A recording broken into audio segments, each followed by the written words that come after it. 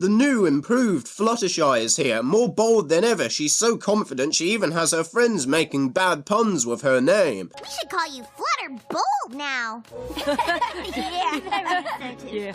She can stand up for herself, she can be assertive, and why is all of this so underwhelming?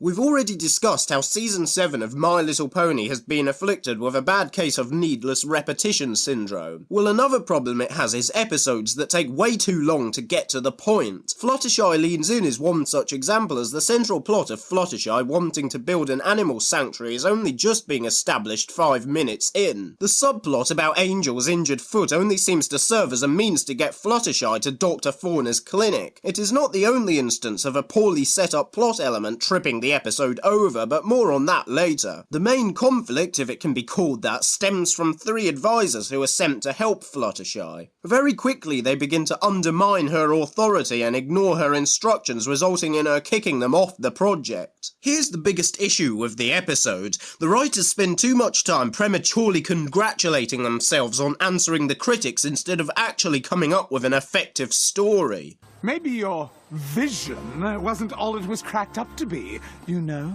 My vision isn't the problem here. I told you all exactly what I wanted, and none of you listened to me. Nothing is ever at stake because this version of Fluttershy will always stand her ground and won't let any pony get in the way of her vision, and doesn't this script want you to know about it? You all taught me so much about building my confidence over the years. It's because of your friendship that I finally feel able to make my dream project a reality. All I can hear in moments like this is, look at us, we can do character development. Well, you're professional writers, it would be extremely worrying if you didn't know how to do that. When we were asking for Fluttershy to be developed, this was not what we had in mind. I'm not saying she should go back to being a timid wreck, unable to function in society, but there could have been more layers to the conflict in this story. Instead of the advisors coming up with stupid ideas and having Fluttershy immediately vindicated in not listening to them, what if the advisors actually contributed some sensible ideas, you know, like real advisors would? That would create a dilemma for Fluttershy once they start taking too much control over the project. It would also help solve an unfortunate consequence of the episode in its current format, which is the message that you should not take advice from others, not even those you most trust, apparently. How about putting an awesome flying course for the birds right there? And a carrot cake stand here!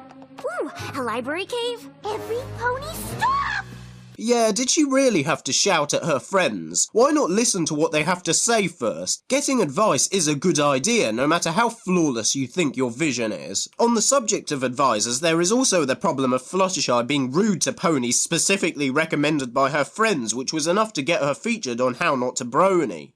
Yeah, that's nothing. I've been on How Not to Brony 3 times.